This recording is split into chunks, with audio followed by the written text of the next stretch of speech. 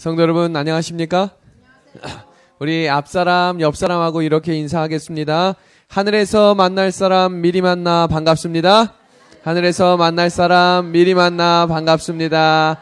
우리 가족끼리도 또 환하게 인사해 주시고 또 우리 서로가 이렇게 아름답게 인사할 수 있게 하신 우리 하나님께 감사를 드립니다. 오늘 손님이 오셔서 그런지 더 꽉 찬 느낌이 있는데요. 우리 하나님께서 더 큰 은혜로 우리 은하석교회를 복주시기를 간절히 소망합니다. 오늘 말씀의 주제는 주의 은혜를 전파하라. 주의 은혜를 전파하라 라는 말씀으로 함께 은혜를 나누겠습니다. 하나님의 말씀 누가복음 4장 18절에 있는 말씀입니다. 주의 성령이 내게 임하였으니 이는 가난한 자에게 복음을 전하게 하시려고 내게 기름을 부으시고 나를 보내사 포로된 자에게 자유를 눈먼 자에게 다시 보게 함을 전파하여 눌린 자를 자유롭게 하고. 아멘. 오늘 저는 어린이들이 드렸던 기도를 우리 함께 살피면서 오늘 말씀을 시작하려고 합니다. 사랑을 담아서 마리아라고 하는 6살 꼬마아이가 한 기도문입니다. 하나님은 천사들에게 이를 전부 시키시나요? 우리 엄마는 우리들이 엄마의 천사래요. 그래서 우리들에게 심부름을 다 시키나 봐요. 7살 데레사라고 하는 소녀가 드린 기도입니다. 사랑하는 하나님, 오른쪽 뺨을 맞으면 왼쪽 뺨을 대라는 건 알겠어요. 그런데 하나님, 여동생이 눈을 찌르면 어떻게 하시겠어요? 라고 기도를 했습니다. 다음으로는 7살 소년, 우리 라파엘이라고 하는 어린이가 드린 기도문입니다. 하나님, 만일 알라딘처럼 마술 램프를 주시면 하나님이 갖고 싶어 하시는 건 다 드릴게요. 돈이랑 체스 세트만 빼고요. 우리의 마음을 준비하는 것이 무엇일까를 생각해 보는 기도문입니다. 우리가 일주일 동안 하나님께 여러 기도를 드렸지만 하나님 갖고 싶은 거 다 드릴게요. 이것만 빼고요. 라고 기도하진 않았나요? 3월 17일은 제가 이 교회를 와서 하나님을 섬기도록 하신 춘천은하석교회 성도들과 함께 사택 입주 예배를 드렸던 날입니다. 함께여서 참으로 행복했던 날이었고요. 김송택 장로님이 주셨던 말씀을 하나도 빠짐없이 제가 기억하고 있습니다. 제가 첫날 부임하여 3월 1일 금요일 저녁에 첫 번째 설교를 한 내용을 기억하고 계신 분이 혹시 계신가요? 기억하실 수가 없죠. 왜냐하면 그날 3분만 오셨으니까요. 그러면 3분 중에 우리 퀴즈를 내도록 하겠습니다. 제가 너무나 사랑하는 우리 두 장로님 내외와 우리 성미숙 집사님이신데 3분 중에 제가 한 분은 기억하시리라고 생각합니다. 한 분은 지금 이 두 아들이 있는데 퀴즈예요. 퀴즈. 그때 이제 두 아들도 있었기 때문에 맞추시면 선물을 드릴게요. 제가 첫날 드렸던 설교의 주제만이라도 한번 기억해 주시겠습니까? 네? 다 잊어버렸다고요? 그럴 리가 없어요. 다 기억하실 거예요. 하나님의 은혜. 네, 물론 그 설교 내용에 있었습니다. 제가 힌트를 드리면 요거 기억나시나요? 이거? 마음과 마음이 이어지는 춘천 은하숙교회. 그럼 첫 번째 마음과 두 번째 마음은 무엇일까요? 첫 번째 마음은 예수님의 마음이고 두 번째 마음은 우리의 마음입니다. 예수님의 마음과 우리의 마음이 하나가 될 때 하나님이 기뻐하시는 교회가 되고 하나님의 꿈을 이루는 교회가 될 것입니다. 라고 제가 설교를 했습니다. 기억하시는 분만 아멘 하시면 되겠어요. 아니, 안 오셨는데 어떻게 기억하세요? 하나님이 이런 교회를 세우시길 원한다라고 제가 첫날 설교를 준비할 때 대충 준비했을까요? 열과성을 다해서 하나님의 은혜가 함께 하시길 기도하면서 준비했을까요? 후자입니다. 정말 열심히 준비했습니다. 왜냐하면 첫 번째 설교는 어떤 설교보다 중요하다는 사실을 알고 있기 때문입니다. 제가 왜 이렇게 첫 번째 설교를 강조하냐면 오늘 본문 성경의 이야기가 바로 예수님이 공생애를 하시면서 첫 번째로 하신 설교였어요. 30년 동안 설교했다는 내용이 나오지 않거든요. 그 예수님이 30년이 지난 이후에 이제 3년 반의 공생애를 시작하는 첫 번째 자리에서 첫 번째 설교를 하려고 30년 동안 준비한 설교를 하신다면 어떤 설교를 하실까요? 그들에게 어떤 이야기를 하고 싶으실까요? 예수님이 그토록 기다렸던 설교의 내용을 가지고 설교의 주제를 가지고 사람들이 모여 앉은 그 자리에 성경을 피십니다. 그 이야기가 오늘 본문 누가복음 4장에 나오는 이야기입니다. 그러면 오늘 이야기가 좀 더 새롭게 느껴지시겠죠? 한번 오늘 본문의 이야기를 다시 봅니다. 예수께서 그 자라신 곳 나사렛에 이르사 안식일에 늘 하시던 대로 회당에 들어가사 성경을 읽으려고 서심해. 이제 첫 번째 설교를 위해서 예수님이 성경을 피신 것입니다. 선지자 이사야의 글을 들이거늘 책을 펴서 이렇게 기록된 대로 찾으시니, 예수님이 그냥 하신 말씀이 아니라 자, 다 같이 이사야 61장을 피겠습니다 하면서 첫 번째 설교를 시작하신 것입니다.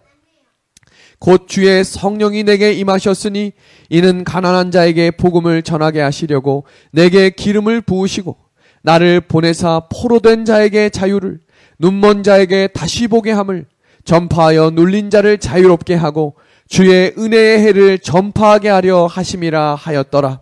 책을 덮어 그 맡은 자에게 주시고 앉으시니 회당에 있는 자들이 다 주목하여 보더라.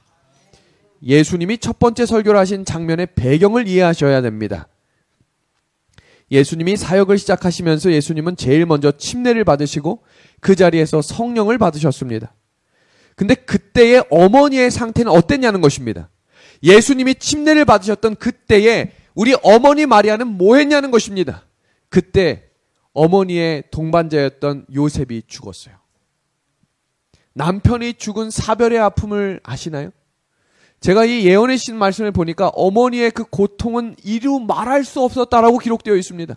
너무나 낙심되고 슬픈 마음으로 집에 앉아있는 어머니를 내려놓고 예수님이 어딜 가신 거예요? 침례를 받으러 가셨던 것입니다. 그러면 침례를 받았으면 그 엄마의 아픈 마음을 알았다면 어디로 돌아갔어야 돼요? 어머니한테 갔어야 되는데 그때 성령에 이끌려 어디로 가셨어요? 광야에 시험을 받으러 가신 것입니다. 무려 며칠 동안, 2달 동안 말입니다. 이 장면이 이해가 되시나요? 얼마나 힘들고 낙심 가운데 있는 가정을 그대로 내려놓고 성령에 이끌려 광야에 가셨습니다. 40일이 지난 이후에 드디어 예수가 돌아온다는 소식을 어머니가 들었습니다. 어머니가 예언의 말씀에 이렇게 되어 있어요. 어머니가 슬픈 2달의 아픔을 뒤로 한 채 사랑하는 아들을 만나러 가는 그 기쁨은 이루 말할 수가 없었다. 12살의 아들을 잃었던 사흘을 기억하시나요? 그때 다시 찾았던 아들을 찾는 기쁜 마음을 가지고 어머니 마리아는 예수를 향해 나아갔다. 그 둘이 다시 만난 자리가 어딘 거예요? 설교의 첫 번째 자리였던 것입니다. 엄마의 낙심된 마음을 사랑하는 아들 예수가 도대체 어떤 말씀을 할까 기대하는 마음으로 앉아있고, 또 다른 사람들은 메시아라고 불리웠던 예수님이 도대체 어떤 설교를 할까 기대하는 마음으로 모였던 그 자리, 바로 그 자리가 예수님의 첫 번째 설교의 자리였습니다. 그때 예수님이 설교를 하시는 첫 마디가 가난한 자에게 복음을 전하라 라고 이야기하셨다는 것입니다. 여기서 이야기하는 가난함은 물질적인 것보다 영적인 것의 필요를 더 이야기하고 있다는 사실입니다. 이사야 선지자가 기록한 이사야 61장 1절의 말씀을 우리 다 함께 읽어주시면 좋겠습니다. 가난한 자에게, 시작. 가난한 자에게 아름다운 소식을 전하게 하려 하심이라. 나를 보내사 마음이 상한 자를 고치시며. 심한 좌절로 고통당하는 사람들을 포함하고 상심한 자들에게 예수님이 회복을 허락하시는 장면입니다. 그때 누구도 앉아 있었다고요? 어머니 마리아도 앉아 있었어요. 그 상한 마음에 위로가 있기를 기도합니다 라고 할 때 아마 어머니 마리아의 눈에서 눈물이 주르륵 흘렸을 것입니다. 그래, 우리 예수는 나의 아들이 아니라 하나님의 아들이셨지. 성도 여러분, 오늘날 이 시대는 말씀을 기갈하는 시대입니다. 아모스 8장의 11절엔 이런 말씀이 있습니다. 주 여호와의 말씀이니라. 보라, 날이 이를지라 내가 기근을 땅에 보내리니 양식이 없어 주림이 아니며 물이 없어 가람이 아니요 여호와의 말씀을 듣지 못한 기갈이라. 사람들은 음식이 있는 곳에 모여들게 되어 있습니다. 왜냐하면 먹어야 살기 때문입니다. 요즘 많은 성도들, 특히 개신교의 많은 성도들도 말씀이 홍수처럼 넘쳐나는 시대에도 사람이 은혜와 감동을 받지 못하는 시대가 넘쳐나기 시작했습니다. 어제 저녁에도 저에게 여러 통의 카톡이 왔어요. 목사님, 저에게도 말씀을 주십시오. 제 마음 가운데 이 영적 갈급함을 채울 수 있는 말씀을 카톡으로 좀 보내주시면 좋겠습니다. 왜 그럴까요? 젊은 청년들이 일주일 동안 매일매일 분주하고 바쁘게 살지만 말씀이 귀에 들어오지 않고 교회를 찾아와도 말씀의 은혜가 있지 않는 것입니다. 그러면 입을 열 때마다 목사님 욕을 하는 거예요. 와, 우리 목사님 설교를 왜 이렇게 못해? 도대체 무엇이 문제인지 모르겠어. 결국에 내 마음 가운데 팍팍한 심령 때문인 것을 잊고 말입니다. 홍수처럼 인터넷을 치고 유튜브만 쳐도 설교가 100건 이상, 150건 이상이 똑같은 내용으로 많이 나오지만 어떤 것을 클릭해도 내 마음이 채워지지 않는 이유는 자세히 생각해 보시면 내 마음에 성령이 없기 때문입니다. 가난한 자에게 복음을 전하라고 하셨던 이유는 천국의 필요를 느끼는 예민한 사람들이 되라는 말씀입니다. 하늘의 부에 대한 필요를 느끼지 못하면 하늘의 축복을 거절한다는 것입니다. 우리 영감의 글을 우리 같이 읽어주시겠습니까? 하늘의 필요를 시작. 하늘의 필요를 느끼는 것은 하나님의 은혜의 왕국에 들어가는 첫 번째 조건이다. 한 주간도 수고 많으셨습니다. 우리가 세상에서 살아가지만 하늘을 바라보는 믿음을 가진 재림 성도들이 되어야 합니다. 지금 전국에 세계에 있는 많은 재림 청년들이 제가 어제 한 통의 카톡을 보낼 때 뭐라고 대답을 했냐면 목사님의 카톡을 읽으니 내가 재림 청년으로 살아갈 수 있음에 감사를 느낍니다 라는 카톡들을 보냈어요. 제가 그때 어떤 이야기를 했냐면 그래, 있는 곳은 다르고 하는 일은 달라도 우리가 안식일이 다가오므로 재림 성도로 살아갈 수 있음이 감사할 수 있어야 한다라고 제가 단문을 했습니다. 우리가 분주하고 바빴지만 우리가 분주해서 하늘을 볼 수 있는 시간이 부족했지만 지금 이 시간에는 다시 우리의 눈을 들어 영적인 눈을 들어 하나님을 바라볼 수 있는 믿음의 눈을 허락하시기를 간절히 소망합니다. 재림을 기다리는 성도들이 되어야 된다는 것입니다. 예수님이 그토록 열심히 준비하신 첫 번째 설교를 듣고 두 가지 반응이 일어났어요. 이 말은 다른 말로 이야기해서 우리가 한 자리에 앉아 있지만 같은 말씀을 듣고도 다른 생각을 할 수 있다는 것입니다. 어떤 사람은 아멘을 하지만 아유 어떻게 졌다고 설교를 하지? 어떻게 저런 설교를 할 수 있지? 야, 참 설교 준비 안 했네. 무슨 말씀인지 아시겠어요? 같은 이야기를 듣는 그 자리에서 어떤 사람들은 보세요. 듣는 자의 마음이 감동되었다라고 되어 있는데 똑같은 자리에 앉아 있었음에도 불구하고 어떤 사람의 마음은 믿지 않으려 하였다라고 노력했다는 거예요. 아이 저 말은 거짓말일 거야. 아이 저 말은 가짜일 거야. 아 저 말이 뭐 은혜가 있겠어? 어떻게 같은 자리에 있는데 같은 말씀을 듣는데 같은 반응이 아닌 다른 반응이 있을 수 있을까요? 성경은 그런 이야기를 여러 번 우리에게 소개합니다. 120년 동안 노아는 같은 복음을 전했어요. 방주에 타라. 그러나 노아의 가족들은 그것을 감동으로 받아들였지만 거기에 앉아 있었던 수많은 사람들은 불신과 불평과 의심으로 대답했다는 사실입니다. 우리 이 구절 같이 읽어주시겠습니까? 시대의 소망에 나온 말씀이죠. 진리는 시작. 진리는 그리스도 시대에 인기가 없었다. 진리는 현 시대에도 인기가 없다. 엘리야 시대와 엘리사 시대에도 똑같은 일이 일어납니다. 엘리야가 회개하라고 이야기합니다. 예수님을 바라보자고 이야기합니다. 우리 다시 깨어나야 한다고 이야기합니다. 그때 수많은 사람들은 다 업신여겼다고 기록하고 있어요. 너나 잘 믿어라. 나는 내 갈 길 갈련다. 너나 똑바로 해라. 나는 내 삶이 너무 분주하다. 그런데요, 그때 한 이방 여인 한 명 사르밧 부인은 자기가 먹고 살 것이 없는데도 하나님의 말씀을 신뢰함으로 그 선지자 엘리야를 위해 모든 것을 내려놓았습니다. 그때 하나님이 그의 삶을 건져주셨어요. 엘리사 시대에는 문둥병자가 많았어요. 왜냐하면 당시에는 이방신이 너무 팽배했기 때문에 하나님이 그들을 놓았다라고 되어 있습니다. 그때 나만 장군이라고 하는 사람만 문둥병이 걸렸던 게 아니라 수 길거리에 많은 문둥병자들이 있었습니다. 자, 그러면 엘리사가 문둥병이 나을 수 있는 방법을 알려주지 않았을까요? 아니에요. 하나님을 바라보고 하나님 말씀에 순종하면 나을 수 있다고 설명했습니다. 그러나 많은 사람들은 그 말을 업신여겼어요.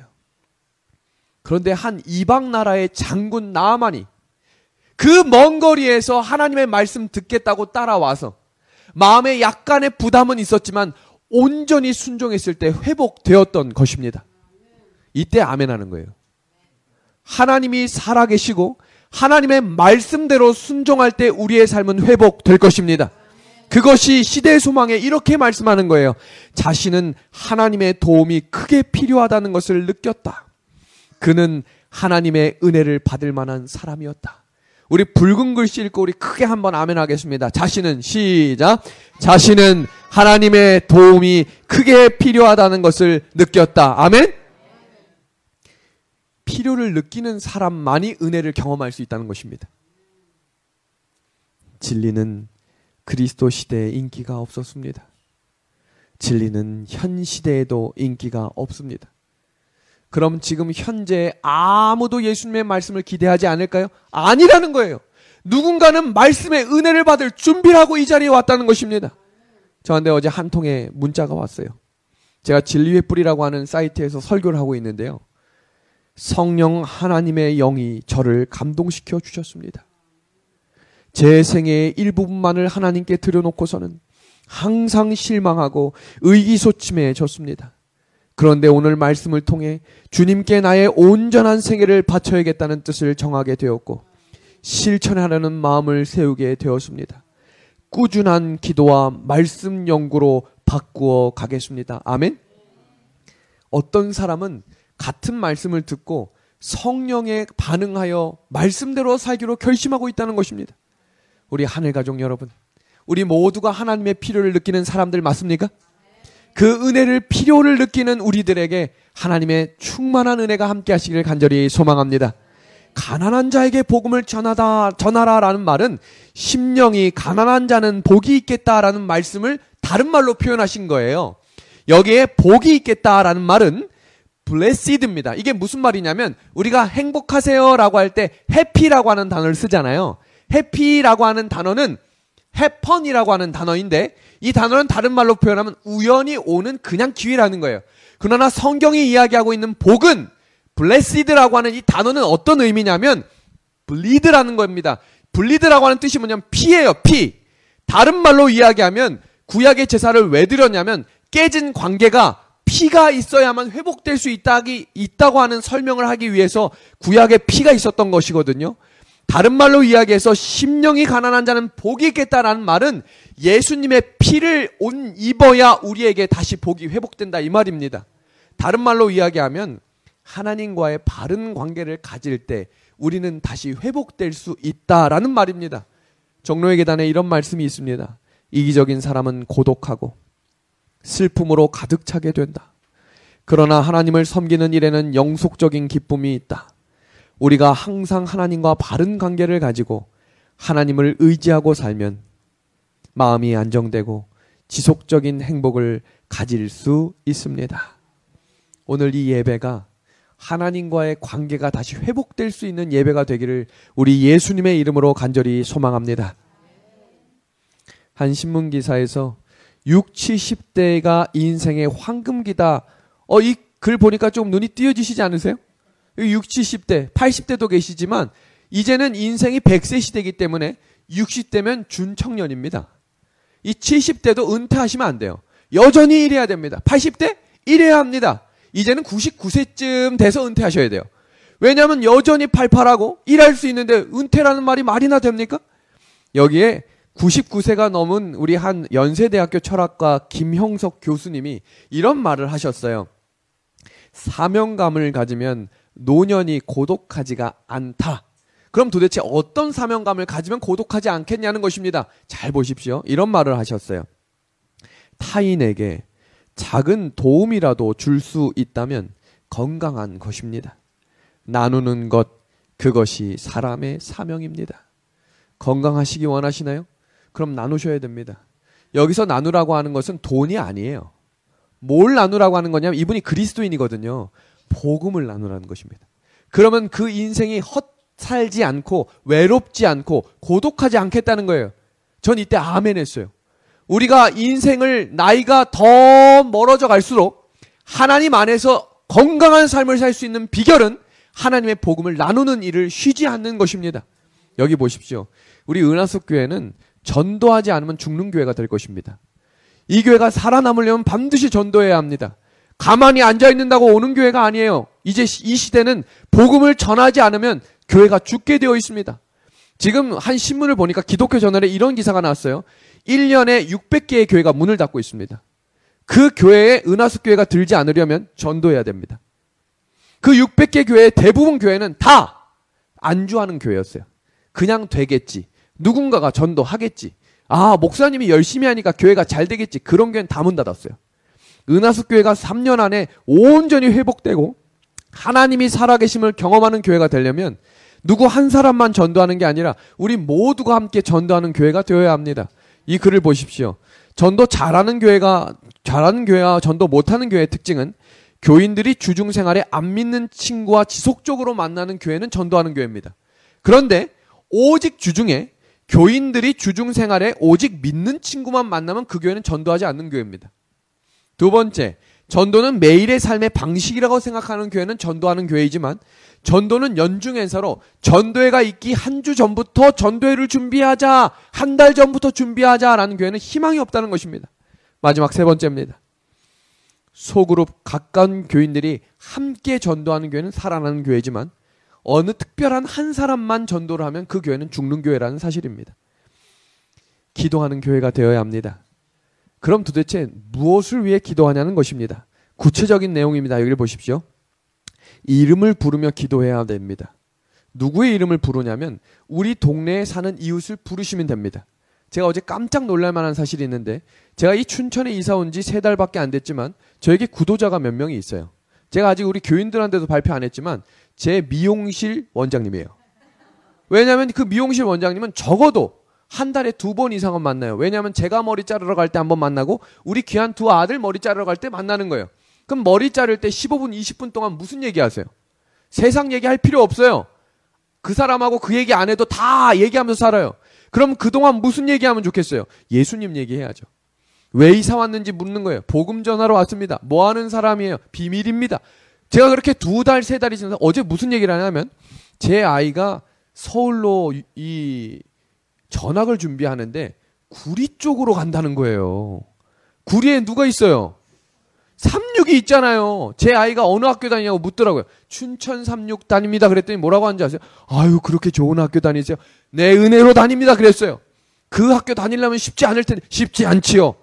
하나님 은혜 없으면 못하죠. 근데 그분이 마음속으로 어떤 마음을 갖고 있냐면 36에 보내고 싶다라는 생각을 갖고 있는 거예요. 그래서 제가 뭐라고 이야기했겠어요? 제가 그 학교 가려면 추천서 써드릴 수 있는데 그랬더니 뭐라고 이야기하셨냐면 추천서 받으려면 어떻게 하면 되는 거예요? 그럼 제가 뭐라고 하겠어요?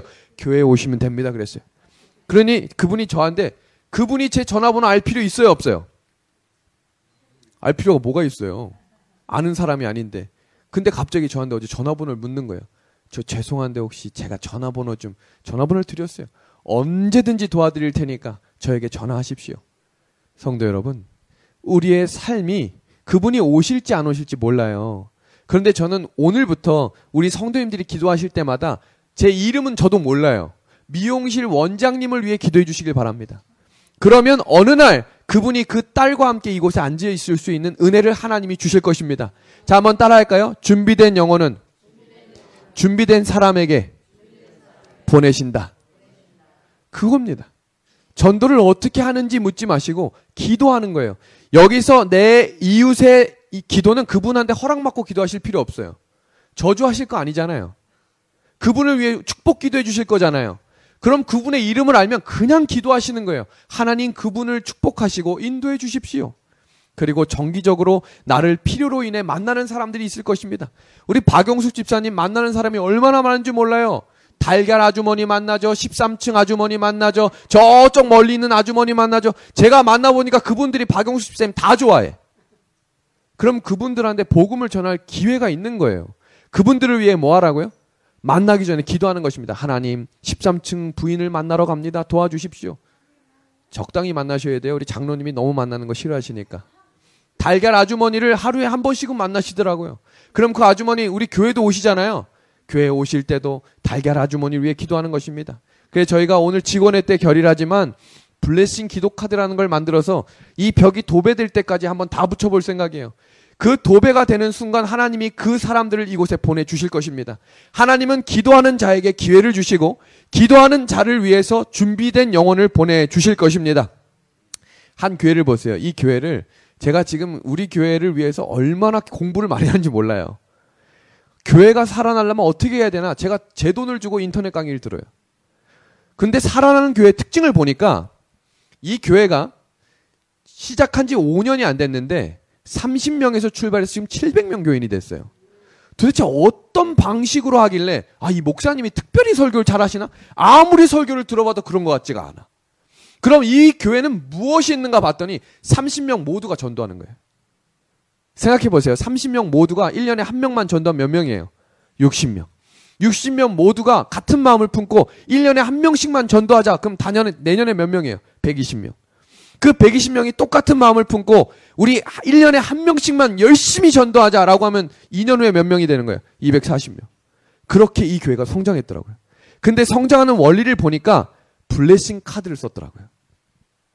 한 사람이, 어떤 사람은 10명의 이름을 적어놓고 교회를 올 때마다 앉아서 기도하는 거예요.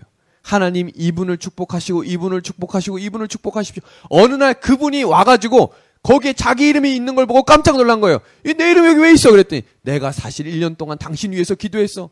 그분이 이제 오셔가지고 또 다른 사람 10명을 적어놓고 기도하는 것입니다. 해보세요. 전 이런 교회를 한번 만들어 보고 싶어요. 하나님을 위해서 기도하는 교회.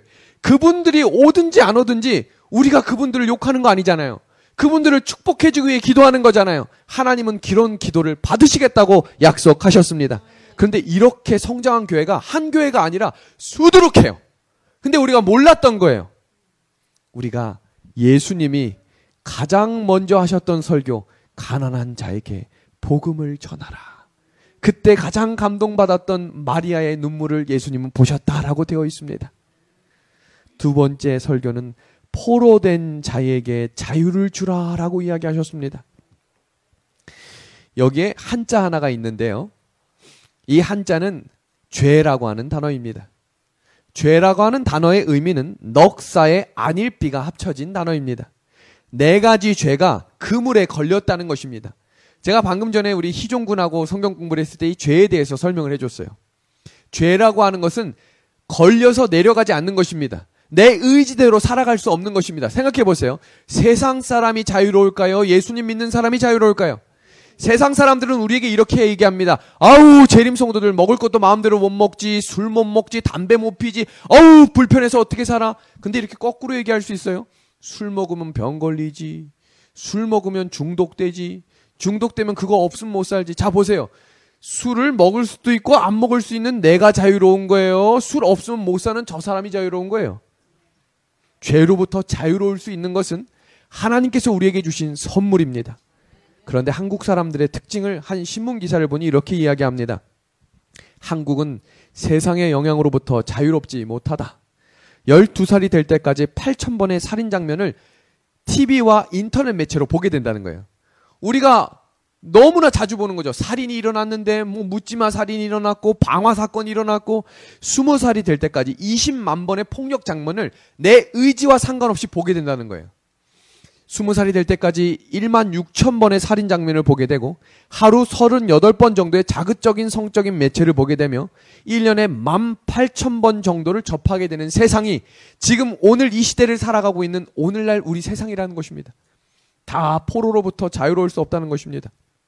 로마서 7장 19절의 말씀입니다.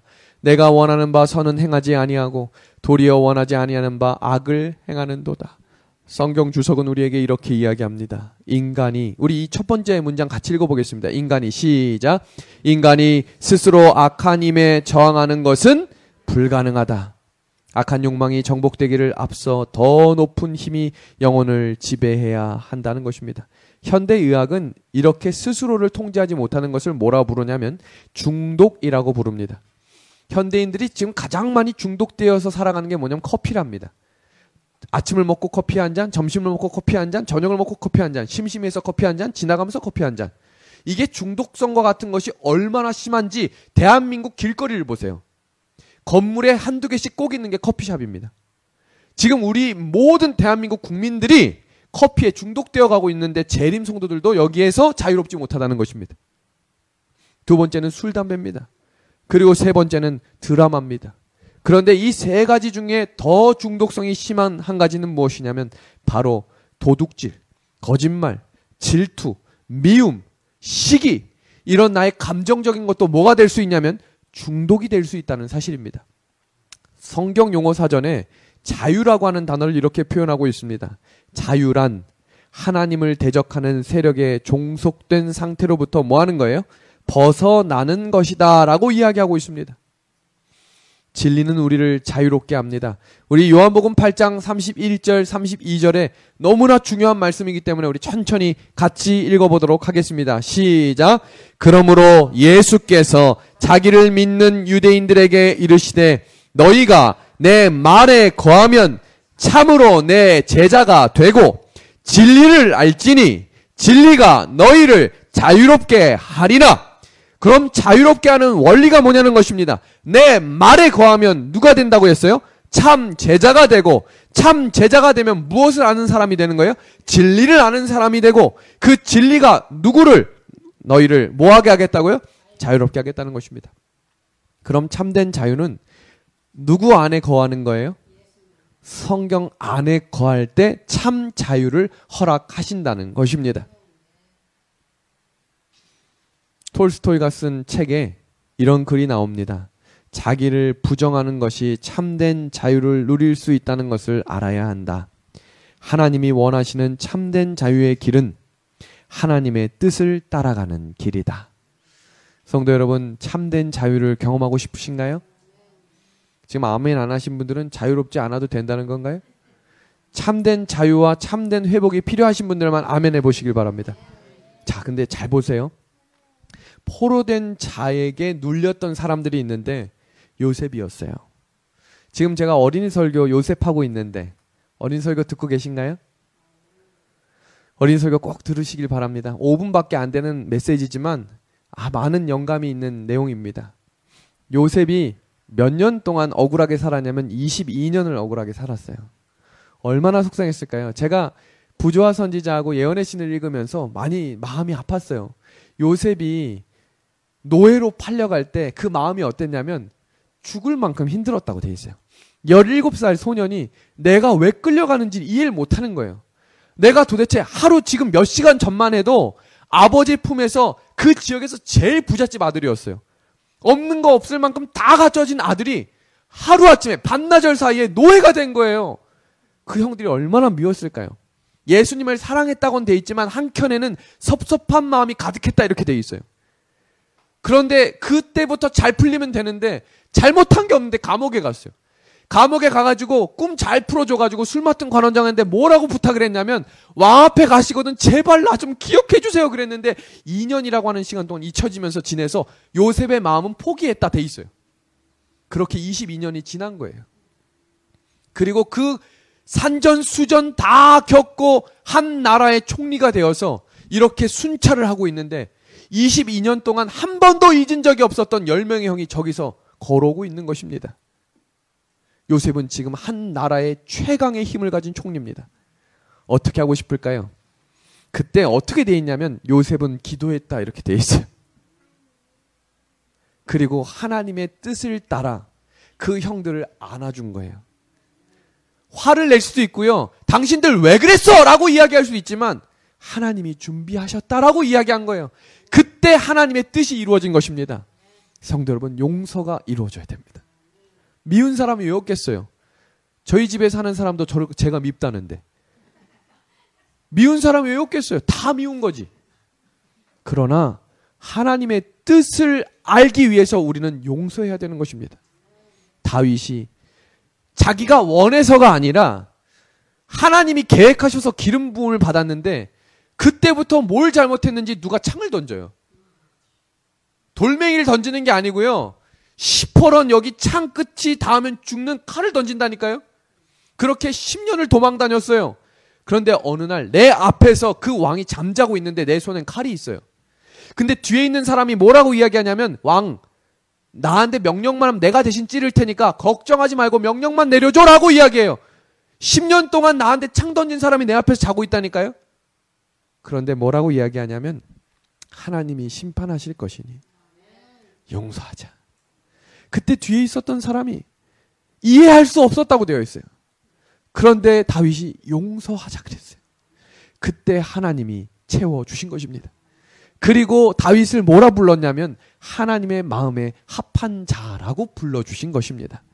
성도 여러분, 우리가 다른 사람의 잘못을 깊이 생각하면 우리도 그와 같은 형상으로 변화된다는 사실입니다. 잘못된 것을 묵상하지 마시고 하나님을 묵상하심으로 그 사람을 용서하시기를 바랍니다. 잠언 24장 29절입니다. 너는 그가 내게 행함같이 나도 그에게 행하여 그가 그 사람에게 갚겠다 말하지 말지어다. 인간관계에 억울한 부분이 있으시거든 스스로 해결하려 하지 마시고 하나님께 맡겨야 합니다. 그리고 마지막 설교 내용은 눈먼 자를 다시 보게 하라라는 것입니다. 많은 사람들이 그 당시에 소경이 많았다라고 생각하지만 그 당시에는 소경이 익숙했던 장면이 아닙니다. 그래서 성경에는 소경에 대한 이야기가 10번 이내로 나오는 것입니다. 그런데 예수님이 소경을 고쳐주시는 장면이 마가복음 8장에 기록이 되어 있는데요. 마가복음 8장에 기록한 장면 속에 예수님이 그 사람을 안수하고 눈을 뜨게 하신 다음에 이런 질문을 하세요. 무엇이 보이느냐라고 했을 때 그 사람이 뭐라고 대답하냐면 우와 사람이 보입니다 라고 하자 그래 됐다라고 이야기하지 않으시고 너 다시 눈 감아야 되겠다. 그리고 그 사람의 눈을 다시 안수하시고 눈을 뜨게 하셨어요. 그리고 그 사람에게 다시 질문합니다. 뭐가 보이느냐라고 했을 때 뭐라고 했어요? 예수님이 보입니다라고 했습니다. 성도 여러분, 지금 뭐가 보이시나요? 목사님 보입니다 하면 다시 눈 감으셔야 돼요. 다시 안수 받으셔야 됩니다. 그리고 다시 눈을 떠서 이제 누가 보이는 거예요? 성경이 곧 누구예요? 태초에 말씀이 계시니라 예수님이 보이셔야 되는 것입니다. 자, 지금부터 옆 사람에게 이렇게 인사하겠습니다. 눈을 뜨세요. 그리고 지금부터 한 가지 퀴즈를 낼 텐데요. 자, 보세요. 여기에 너무 익숙한 사진이죠? 이 사진을 보시면서 숨은 그림 찾기, 틀린 그림 찾기를 할 텐데 지금 여기에 그림이 깜빡깜빡이면서 5개의 틀린 것이 나옵니다. 아주 집중해서 보셔야 보입니다. 지금부터 5초 동안 찾아보도록 하겠습니다. 시작. 하나, 둘, 보이시나요? 셋, 넷, 5. 보이셨나요? 몇 개 찾았어요? 2개. 우리 3개 이상 찾으신 분 계시나요? 그럼 2초 더 보여드리겠습니다. 시작. 하나, 둘, 됐습니다. 이거를 변화맹이라고 하는데요. 보이는 것이 변할 때 뇌가 인식하기 전에 변화가 되는 것을 변화맹이라고 한대요. 그 말은 뭐냐면 지금 틀린 그림을 찾기가 어려우신 거예요. 그런데 이 장면을 2가지로 놓고 찾으시면 찾기가 쉬우실 거예요. 자, 한번 찾아볼까요? 보이시나요? 아, 네. 장로님 넘어갈 것 같다고요? 안 넘어가요, 안 넘어가요. 이 건물 안 넘어가는 거예요. 아, 삐뚤어졌다고? 네, 우리 창문 정답입니다. 네, 그리고요. 구름 정답입니다. 그리고요.